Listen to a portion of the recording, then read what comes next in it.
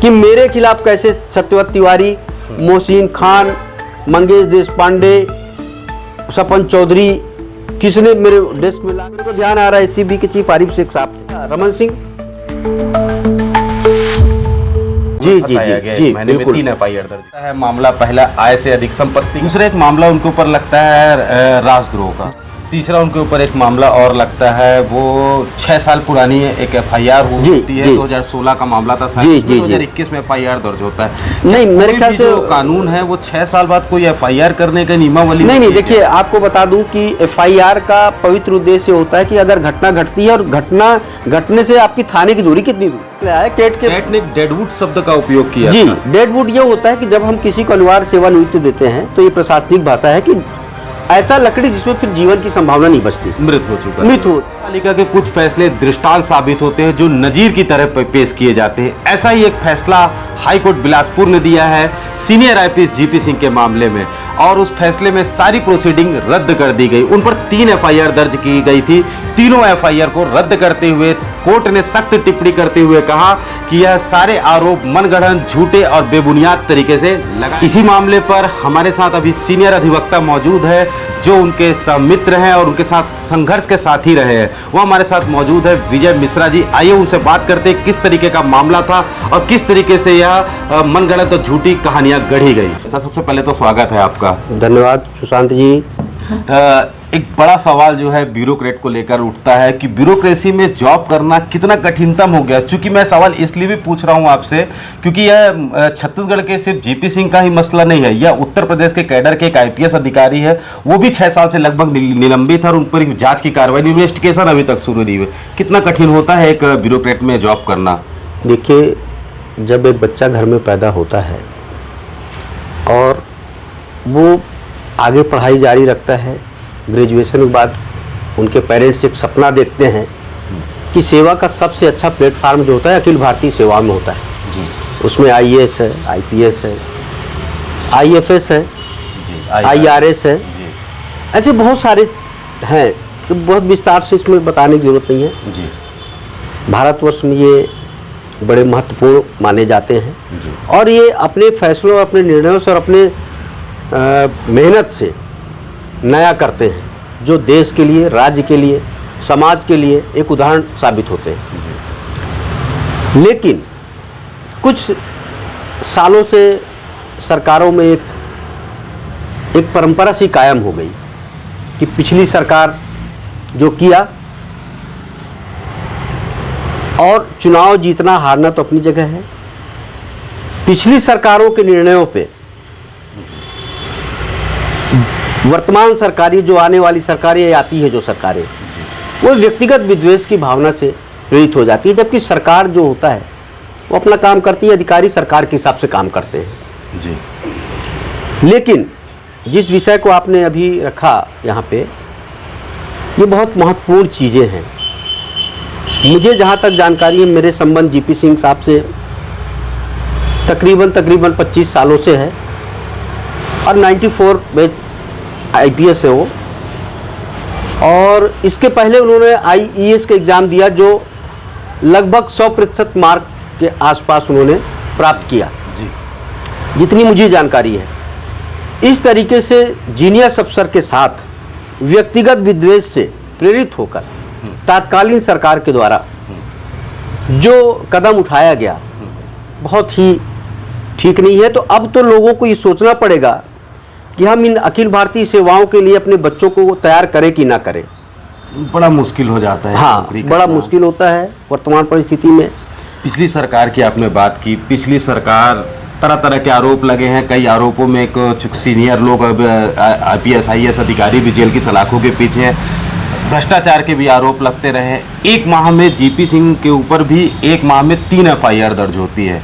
कितना गंभीर है एक IPS अधिकारी के ऊपर इस तरीके से मामले पंजीबद्ध होना? देखिए पिछली सरकार से मेरा तात्पर्य था कि 2018 के पहले की सरकार, उसके बाद की सरकार, ये दो चीज़ें। 2003 दिसंबर में भारतीय जनता पार्टी की सरकार यहाँ पे आई, डॉक्टर रमन सिंह यहाँ के मुख्यमंत्री हुए, 15 साल थे, 15 साल मुख्यमंत्री रहे। दिसंबर 2018 में उनकी सरकार गई। उनकी सरकार जाने के बाद नई सरकार जो आई कांग्रेस की सरकार आई 2018 में जी। और आने के साथ ही यहाँ पे व्यवस्था परिवर्तन हुआ। पिछली सरकारों के जो थीम थे, सिद्धांत थे, वो परिवर्तित हुए और एक नया सिस्टम यहाँ पे लाया गया। जी।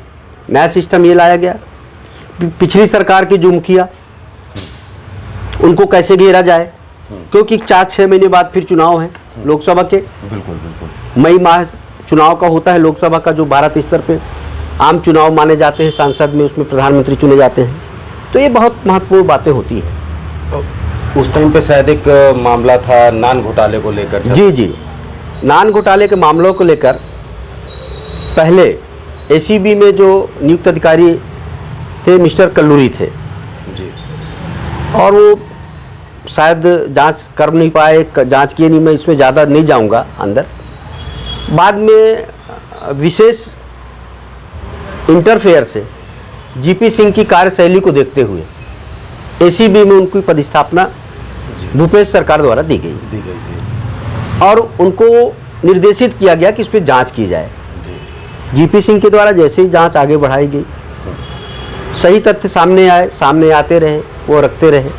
लेकिन इस बीच तत्कालीन सरकार की जो मंशा थी, चूंकि आगे चुनाव है, मुखिया रमन सिंह, उनको कैसे घेरा जाए, कैसे यहाँ पे कांग्रेस के 11 जो लोकसभा सीट है वो कैसे आए। तो ये व्यक्तिगत रूप से अपनी राजनीतिक महत्वाकांक्षाओं को पूरा करने के लिए डॉक्टर रमन सिंह को और उनकी पत्नी को, जिसका भी एसीबी ने चैट में भी उल्लेख किया, सीएम सर, सीएम मैडम करके। हाँ, बिल्कुल बिल्कुल, मैं उस पर आऊँगा। और जब जीपी सिंह को ये निर्देश दिया गया, उनके अधीनस्थ जो अधिकारी रहे होंगे, उस समय मैं नाम नहीं लूँगा, वो चैट में उल्लेखित है कि सीएम सर और सीएम मैडम। तो जीपी सिंह साहब ने जब अपने इन्वेस्टिगेशन में पाया कि सीएम चिंतामणि चंद्राकर करके कोई एम्प्लॉई वहाँ पे थे, तो उनको शॉर्ट नेम, सब निक नेम से सीएम सर करके बुलाते थे। लेकिन सरकार की मंशा तात्कालिक मुख्यमंत्री को गिरफ्तार करने और करवाने की थी जी। इस तरीके से जो दबाव इनके ऊपर बनाया गया। जीपी सिंह कर्तव्यनिष्ठ अधिकारी हैं, बिल्कुल। 25 साल से ऊपर उनकी सेवा हो रखी थी, 24 साल से ऊपर सेवा हो रखी थी। तो क्या करना है, क्या नहीं करना है, न्याय क्या बोलता है, न्याय संगत चीजें क्या है, वो उस पे गए, वो मेरिट पे गए और उन्होंने अपनी रिपोर्टें जो है बनाई और सौंपी। लेकिन उस समय के शासन को पसंद नहीं आई और यहीं से पूरा मामला घूमा। मतलब जो सरकार सत्ता को पसंद न नागवार गुजरे, उसके ऊपर फिर अपने तरीके से सरकारें कार्यवाही करना शुरू कर देती है। शायद इसी का एक नतीजा था जो उनकी सेवा निवृत्त दी गई, उन्हें तरह तरह के आरोपों में फंसाया गया। महीने में 3 एफआईआर दर्ज की गई। अब आप 3 एफआईआर का चर्चा किए हैं, तो आपको मैं चाहता हूं कि सिलसिलेवार हो। सबसे पहला उनके ऊपर लगता है मामला, पहला आय से अधिक संपत्ति का मामला। जी बिल्कुल बिल्कुल बिल्कुल। क्या है मामला? ये क्या हुआ था कि 1 जुलाई, जहां तक मेरे को ध्यान आ रहा है, 2021 की घटना है। 2021 की घटना है कि अचानक सुबह सुबह जीपी सिंह साहब के बंगले पे जी एसीबी ने रेड किया जी। और रेड भी ऐसा किया जैसे कि मतलब कोई बहुत बड़ी घटना हो गई है, कोई बहुत बड़ा हमला हो गया, पूरी छावनी में तब्दील की गई जी। और हमारे उस समय के जो मीडिया हाउस के बंधु थे, उन्होंने भी बिल्कुल जीपी सिंह को ऐसा लगा कि मतलब ये पता नहीं क्या कर डाले हैं पूरे अपने 24-25 साल में से। हाँ, बिना तथ्यों पे गए। और आपको जानकर आश्चर्य होगा कि जब जीपी सिंह के घर में अंदर कर्मचारी अधिकारी सपन चौधरी, मंगेश देशपांडे, तत्कालिक समय के जो चीफ रहे होंगे, मेरे को ध्यान आ रहा है एसीबी के चीफ आरिफ शेख साहब थे। जी जी। 2005-6 बैच के आईपीएस हैं हो गए, सीनियर आईपीएस है। हाँ, जानकार आदमी है वो। तो अब कुछ उनकी रहा होगा। अब यहाँ पे सवाल पैदा होता है कि जीपी सिंह के घर में मुझे ध्यान आया कि 1.5 लाख रुपया मिला। 1.5 लाख रुपया केवल आईपीएस के घर से 1.5 लाख रुपया रिकवर हुआ। वो भी 2 दिन पहले की रसीद बैंक की लगी हुई थी। अच्छा। 2 दिन पहले की बैंक से निकाला गया था वो जी। और आप सोचिए कि पूरे मेहनत के बाद भी जीपी सिंह के घर से कुछ नहीं मिला। तो आगे इन्होंने एक नई कहानी बिल्डअप किया। एक मणिभूषण शर्मा, जहाँ तक मेरे को ध्यान आ रहा है, हाँ मणिभूषण शर्मा ही थे, स्टेट बैंक के अधिकारी थे वो। जीपी सिंह के साथ उनका संबंध रहा होगा। एक सीनियर आईपीएस है, किसी के साथ भी संबंध हो, कोई भी आता जाता है, जैसे मेरे अपने संबंध है। बिल्कुल। आपने बीच में मुझे सहकर्मी बोला, मैं सहकर्मी नहीं, मैं उनका मित्र हूँ, पारिवारिक मित्र हूँ, सहकर्मी कभी नहीं रहा मैं उनका। हाँ, पर उनको मैं पिछले 25 सालों से जानता हूँ। राजनांदगांव एसपी थे, तब से हम लोग जानते हैं और उनकी कार्यशैली को भी जानते हैं। अब मणिभूषण के यहाँ एक घटना, क्या घटना, जब देखे वहाँ की मणिभूषण के यहाँ भी कुछ नहीं मिला, तो उस समय के सपन चौधरी, मंगेश देशपांडे, इन लोगों की टीम ने क्या किया, जो मणिभूषण ने अपने न्यायालय के गवाही में, न्यायालय के चीफ में, उन्होंने 5 जनवरी की घटना बता रहा हूँ, 5 जनवरी 2024, ये मेरे हाथ में कागज है, इसमें 18 नंबर आप देखेंगे, उसमें पूरी एक एक चीज को बता रहे हो। बिल्कुल, एक एक चीज को बता रहे हैं। अपना बयान दर्ज कराया, बयान कोर्ट में है, आप कोई भी आप भी निकाल सकते हैं, आप चाहेंगे तो मैं आपको दे भी सकता हूँ, मेरे पास ये है, ये चाहिए आपको, मैं दे भी सकता हूँ जी। ये मेरी बात नहीं है, ये न्यायालय में, ये न्यायालय में, और वहाँ पे माननीय न्यायाधीश है जी, कटघरे में मणिभूषण शर्मा जी हैं, सरकार की तरफ से वकील हैं, बचाव पक्ष के वकील हैं। वहाँ पे उन्होंने सिलसिलेवार बात बताई कि किस तरीके से पहले मेरी गाड़ी में रखना चाहे सोना को, लेकिन पढ़ा लिखा बंदा है, होशियार बंदा है, वो भी अधिकारी है स्टेट बैंक का। ये पूरी घटनाक्रम जो है वो सीसीटीवी कैमरे में भी कैद हुई नहीं, वो जहां उसकी कार थी उसके बयान में आया है ये, हम तो नहीं जानते, मौका में हम गए भी नहीं जी। उनके बयान में आया कि तू बता भी कार में रख रहे, तो बोले भी आप स्कूटी में क्यों रखवाए? बोले साहब स्कूटी जो है सीसीटीवी कैमरे के सर्विलांस में थी, वो उनकी नज़र में थी, और वो सब चीजें जब रखी गई वो सब कैमरे ने कैद किया। आपको जानकारी में मजा आएगा, एक जगह ऐसी भी बात आई कि उनके यहाँ से ही पन्नी लिए, पन्नी जो था बिग बॉस की पन्नी थी शायद, उनके घर से ही लिए, उस पन्नी में सोना लपेटा गया, उन्हीं के घर से लेके, और फिर डाला गया, ये सीसीटीवी में आया। इसका बयान भी उन्होंने कोर्ट में दिया है। ये जो डीवीआर है, क्या ये भी सबमिट की गई है इस पे? नहीं, देखिए, अब यहाँ पे यक्ष प्रश्न ये उत्पन्न होता है कि जो भी सामान जब्तियां होती है वो कोर्ट की संपत्ति मानी जाती है, लेकिन डीवीडीआर जो जब्त हुआ उसमें जो हार्ड डिस्क थी 16 टीबी की या जीबी के, मेरे को ज़्यादा टेक्निकल आदमी हूँ नहीं, मैं नहीं बता पाता मैं, तो उसमें ये लोग क्या कि जब देखे जाके तो पूरी चीज़ देखे कि सोना रखने का, प्लांट करने का सब कुछ आ गया है। ये उप पुलिस निरीक्षक ने सारी इस चीज़ को बोला है, और इन लोगों ने देखिए कि अपने उसमें बोला कि हम डीवीडीआर, हमने हाईकोर्ट का निर्देश भी हुआ कि इनको और आज दिनांक तक हमको प्राप्त नहीं हुआ, फैसले आ गए हाईकोर्ट के, माननीय उच्च न्यायालय ने फैसला दे दिया। क्या जिसके यहाँ से प्राप्त हुआ सोना, क्या उनको भी आरोपी बनाया गया था इसमें? बिल्कुल नहीं बनाया गया था, जबकि इनकम टैक्स का ये रूल्स है कि जिसके यहाँ जो सामान मिलेगा जी, माननीय न्यायालय ने उस चीज को बोला है कि क्या स्कूटी जीपी सिंह के रिश्तेदार या जीपी सिंह के नाम में नहीं था, इनके नाम में, मणिभूषण के नाम से जी। और इनकम टैक्स ने भी नोटिस इशू किया जीपी सिंह को, मणिभूषण को भी किया, और उन्होंने फैसला दिया, अपने अर्धन्यायिक प्रक्रिया होती है सुनवाई में, कि ये सोना जीपी सिंह का नहीं है। और मजेदार बात है कि जीपी सिंह के साथ, आरोपी के साथ, सह आरोपी, अगर मैं उनकी संपत्ति रखूं, आप रखें, कोई रखे हैं, और आपके पास पुख्ता सबूत है, तो मैं आरोपी हुआ, बिल्कुल, सामने वाला सह आरोपी हुआ, तो उनको आरोपी न बना के गवाह बनाया गया। ये क्या चीज है? जबकि उन पर आरोप लगने चाहिए थे, स्कूटी भी जब्ती होनी चाहिए थी, जिस जगह पे बरामदगी हुई सारी चीजों को पुख्ता जमा करना चाहिए था, लेकिन ऐसी स्थिति। और जब सोना आपने जमा किया, आपने सोना को रिकवर किया और सोना को आपने न्यायालय में जमा किया ट्रेजरी में, उसी तरीके से डीवीडीआर को रिकवरी करनी थी आपको, आपने किया और आपको जमा करना था। इसी बिना पर न्यायालय ने झूठे, मनगढ़ंत और तथ्यहीन आरोप के बिहाफ पर उन्हें सारे मामले की प्रोसीडिंग पर रोक लगा दी। हाँ, कैट पर भी इस पर पहले फैसला कैट के फैसले आए, कैट ने डेडवुड शब्द का उपयोग किया जी। डेडवुड ये होता है कि जब हम किसी को अनिवार्य सेवानिवृत्ति देते हैं तो ये प्रशासनिक भाषा है कि ऐसा लकड़ी जिसमें फिर जीवन की संभावना नहीं बचती, मृत हो चुका है।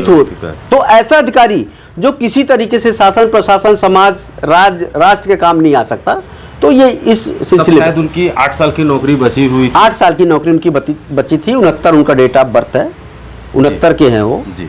दूसरा एक मामला उनके ऊपर लगता है राजद्रोह का। जी। राजद्रोह, ये क्या मामला था? राजद्रोह के मामले देखिए, आपको बता दूं, जैसे आपने शुरू में बोला कि 1 महीने में 3 FIR उनके ऊपर लार्ज हुआ। जी। अब जब इन्होंने देखा कि ACB में कुछ ज़्यादा मिल नहीं रहा है, इधर प्लांट करना, इधर प्लांट करना, प्लांट करने के बाद भी कुछ मिला नहीं ज़्यादा, तो एक नया राजद्रोह का इन्होंने मामला किया। और राजद्रोह के कागज़ आपको जानकारी के लिए बता दूं 3 जगह मिले। कहाँ कहाँ मिले?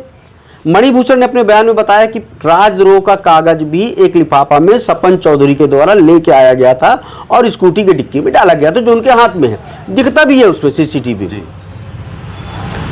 अब वो जो कागज था, एक मणि के यहाँ मिला, दूसरा कागज मिला एक विजय पांडे करके आरक्षक है मेरे ख्याल से पुलिस विभाग में शायद पदस्थ है वो। हाँ, मेरी पदस्थापना मुझे नहीं मालूम कहाँ है, पर तत्समय वो शायद ACB में रहे होंगे, जहाँ भी रहे होंगे, मुझे इनके बारे में जानकारी नहीं है।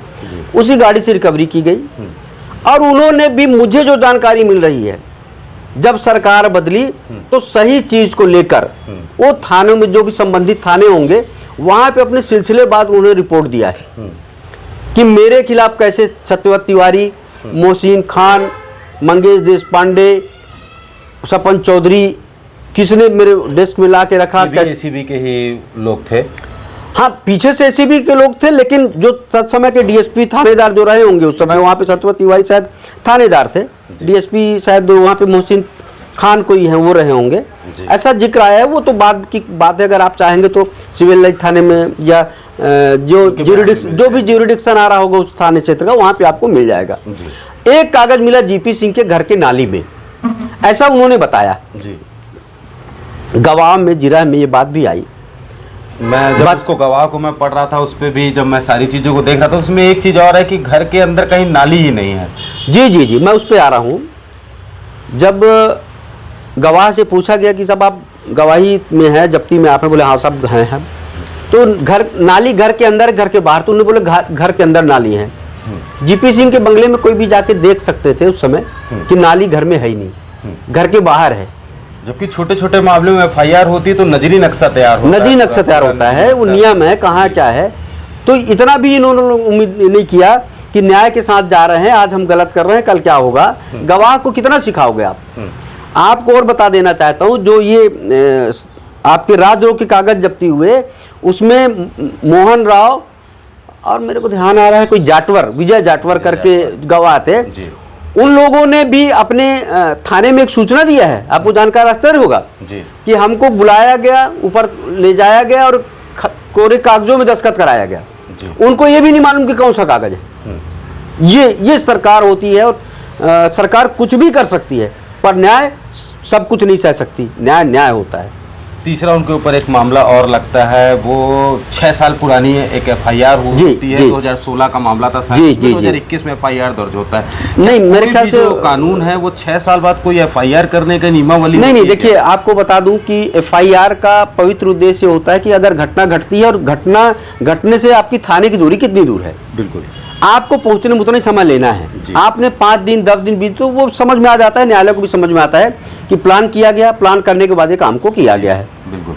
तो 6 साल के बाद जो घटना, और अपराधी मतलब जो कई अपराधों का आरोपी है, अपराधी मैं नहीं बोल सकता क्योंकि न्यायालय का विषय है, वो कई अपराधों का आरोपी है, जेल में रहा है, उसकी आज भी एक FIR, अगर आप चाहेंगे तो मैं उनको कहीं से व्यवस्था करके दे सकता हूं आपको। मैं कलकत्ता में FIR, कलकत्ता में है जी। और वो आदमी के FIR में जो घटना 2016, तो भैया आप 6 साल सो रहे थे क्या? मतलब कितनी बड़ी विडंबना की बात है कि एक IPS अफसर के ऊपर उस व्यक्ति के बयान के आधार पर FIR दर्ज होती, जो व्यक्ति खुद आरोपी है। जी। तो ये कितनी बड़ी विडंबना की बात है। ये मैं मतलब आपको फिर बता रहा हूँ, न्यायालय ने जो टिप्पणी किया है, मैं 1 मिनट, मेरे को 1 सेकंड समय दीजिए, कि माननीय उच्चतम न्यायालय ने टिप्पणी किया है। मेरी इंग्लिश ठीक नहीं है थोड़ा सा, मैं इसको ट्रांसलेट करके रखा हूँ हिंदी में जी, कि कभी कोई ऐसी, क्योंकि इंग्लिश हमारी ठीक है नहीं है। इसमें लिखा है कि शिकायतकर्ता का आचरण ही संदिग्ध है और कम से कम इस संबंध में प्रारंभिक जांच तो की जानी चाहिए थी। यहाँ तक कि कागज के फटे हुए टुकड़े जिन्हें राजद्रोही बताया गया, कभी भी विद्वान ट्रायल कोर्ट में समक्ष नहीं रखे गए। जिससे अभियोजन पक्ष की भी कहानी की वास्तविकता के संबंध में भी गंभीर संदेह पैदा होता है। और इस तरीके से तीनों एफआईआर पे अलग अलग टिप्पणियां करते हुए माननीय उच्च न्यायालय ने सभी स्थिति को स्पष्ट करते हुए पूरी प्रोसीडिंग पे ही रोक लगा दी है जी। अभी की स्थिति क्या है, स्टेटस क्या है? जैसे कि नियम क्या कहता है कि जैसे प्रोसीडिंग पे रोक लग गई है, हालांकि अभी तक उनकी शायद बहाली नहीं हुई है। जी जी। बहाली को लेकर किस तरीके की देखिए प्रक्रिया होती है? बहाली के संबंध में तो ये शासन का विषय होता है, और जिस आधार को लगा के इन्होंने जीपी सिंह को सेवा से पृथक अनिवार्य सेवानिवृत्ति दिया था, वो तो आधारहीन हो गए जी। और इसमें राज्य सरकार को भी समझना है कि आगे क्या करनी है। केंद्र सरकार, चूंकि विषय केंद्र का होता है, अखिल भारतीय सेवाओं पे केंद्र की बातें आती है जी। तो मेरी जानकारी में कैट ने अपना निर्णय दिया था, बहाली के 30 दिन का समय दिया था। में भी लगा। उसके बाद उन्होंने कैट के खिलाफ अपील में चले गए हाई कोर्ट में। हाई कोर्ट में भी कैट के आदेश को जिंदा रखा। फिर उसके बाद ही सुप्रीम कोर्ट में शायद गए हुए हैं केंद्र सरकार के द्वारा। अब आगे की न्यायिक प्रक्रिया है, अब न्यायालय के निर्णय पे ये बाकी बातें होती है। एक सवाल और भी है, जिन जिन अधिकारियों के नाम आ रहे हैं जो तत्कालीन समय में एंटी ब्यूरो में पदस्थ रहे हैं, सपन चौधरी, मंगेश देश पांडे, तमाम तरह के नाम और हैं, क्या लगता है कि इनके ऊपर कार्यवाहियां होंगी? जब सारे कोर्ट ने सारे मामले पर प्रोसीडिंग पर रोक लगा दी और इन पर इस तरीके की कार्यवाही की है, क्या इन पर भी आगे कार्यवाही होगी? आईपीसी की धारा कुछ पुरानी जो आईपीसी थी भारतीय न्याय संहिता के रूप में परिवर्तित हो गई है, भारतीय न्याय संहिता, उसमें 218 मुझे ध्यान आ रहा है, और शायद वर्तमान में 259 हो गई जी। इस पे देखने पे ये है कि जिस आदमी की या जिस संस्था पे आरोप रखने, आरोप गढ़ने, आरोप को सुरक्षित रखने का अधिकार और भार होता है, अगर वो राग और द्वेष से पीड़ित होके किसी का हानि और लाभ कारित करता है तो उसमें दंड का प्रावधान भी है। और मुझे यकीन है, यहाँ पे मेरी जानकारी में है अमरेश मिश्रा जी 2005 में एंटी करप्शन ब्यूरो के दोनों के चार्ज में हैं, और ये एनआईए में रहे हैं भारत सरकार। और मुझे जो जानकारी है, मेरी व्यक्तिगत कोई उनसे बातचीत कभी हुई नहीं है, पर मुझे जो जानकारियाँ मिलती हैं कि बहुत ही ईमानदार व्यक्ति हैं, अपराध के प्रति बहुत कठोर हैं, न्याय के प्रति बहुत सजग हैं। तो निश्चित तौर पे मैं ये सोच रहा हूँ, मैं कह नहीं रहा हूँ कि वो इस संबंध में तत्समय के दोषी अधिकारियों के ऊपर भी कोई ना कोई कार्रवाई लेकर सरकार के पास जाएंगे, वो कि इन्होंने उस समय गलत किया था, जिसको न्याय ने माना है, हाई कोर्ट ने माना है, और इस तरीके से जो गलत सबूत गढ़े तो भारतीय न्याय संहिता की जो भी सुसंगत धाराएं होंगे उस पर अपराध पंजीबद्ध करने का उनके तरफ से कोई सरकार को कोई सलाह दी जाएगी, ऐसा मैं मान के चलता हूँ। बिल्कुल, ये तो होना भी चाहिए। जिस तरीके से ये सब मनगढ़ंत कहानी गढ़ी गई, इस पर कार्रवाई होनी चाहिए। लेकिन एक बड़ा सवाल और आखिरी सवाल मेरा ये है कि एक आईपीएस अधिकारी जो सीनियर है, एडीजी रैंक के अधिकारी है, इन पर इस तरीके से शारीरिक, मानसिक, आर्थिक रूप से पूरा परिवार तबाह हो जाता है इस तरीके के मामलों से। देखिए, आपने किस तरीके से आज इसकी स्थिति इनकी ऐसी बन गई है, क्या इसकी पूरे जो चीजें हैं उसको दे पाएगी सरकारें, जो चीजें छीन लिया गया? आपने ये जो क्वेश्चन, ये प्रश्न जो उत्पन्न किया, इससे मैं जरा भावुक हो गया, चूंकि मैं उनके हर पल का गवाह हूँ। मेरे मित्र हैं, पारिवारिक मित्र हैं। मैंने जब इनके यहाँ जब छापा भी हुआ तो हम साथ रहे, बिल्कुल हमेशा साथ रहे। हमको भी कई तरीकों की धमकियाँ आई, हमारे खिलाफ थानों में रिपोर्ट भी की गई। अच्छा, इसमें आप भी, आपके खिलाफ? हाँ, मेरे खिलाफ रिपोर्ट की गई भाई। ये अलग बात है कि जब सरकार बदली, सब बदली तो सब ठीक हो गया। मेरी गिरफ्तारी की तैयारी कर रहे थे भाई ये लोग। अच्छा, आप साथ हो जीपी सिंह के? अरे ये भारत देश है, यहाँ कसाब को भी वकील मिल जाता है। बिल्कुल, मैं तो उनका पारिवारिक मित्र हूँ जी। ये कैसा समय आ गया आपको मालूम? आपकी जानकारी के लिए बता दूं, 1 साल में इस दुख से माँ बाप दोनों चले गए, और वे आज वो कहाँ होंगे, और वो आज अपने बेटे को निर्दोष होते हुए नहीं देख पा रहे हैं। ये बहुत दुख का कारण है। देखिए, नौकरी चाकरी तो टाइम बिंग है, आप 25-30 साल में नौकरी पाते हैं, 30 साल नौकरी करते हैं, बाकी का जो 40 साल जो आपके सार्वजनिक जीवन का बचा रहता है उसको आप कैसे संजोएंगे? वो माँ बाप को कहाँ से लाएंगे? एक उनके बड़े भाई साहब अपनी नौकरी छोड़े, नौकरी छोड़ के रायपुर आना पड़ा उनको। शायद वो भी सेवा में लगे रहे लंबे समय। नहीं, बहुत अच्छे रेप्यूटेड पद पे थे, प्राइवेट उसमें मेरे ख्याल से आइसर ट्रैक्टर या जो भारत की बहुत प्रतिष्ठित कंपनी, उन्होंने सब कुछ छोड़ा अपने परिवार के लिए। तो परिवार पूरा तबाह हुआ। बेटा आईएएस की तैयारी में था, संकट में। उनकी धर्मपत्नी की तबीयत खराब हो गई, जी। विभिन्न तरीके की बीमारियों से ग्रसित हो गई, उसकी क्या भरपाई है? उसकी भरपाई तो कोई नहीं कर पाएगा। निश्चित तौर पे एक विडंबना की बात है कि आईपीएस और सीनियर एडीजी रैंक के अधिकारी पर इस तरीके से आरोप, मनगढ़ंत आरोप लगते हैं और उन्हें सेवानिवृत्त दे दिया जाता है। अब हाई कोर्ट ने, हालांकि मामले में हाई कोर्ट ने तीनों मामलों पर रोक लगा दी है। अब आगे देखने वाली बात होगी किस तरीके से इन्हें बहाली दी जाती है और आगे क्या कार्यवाही की जाती है। सुशांत गौतम, रायपुर।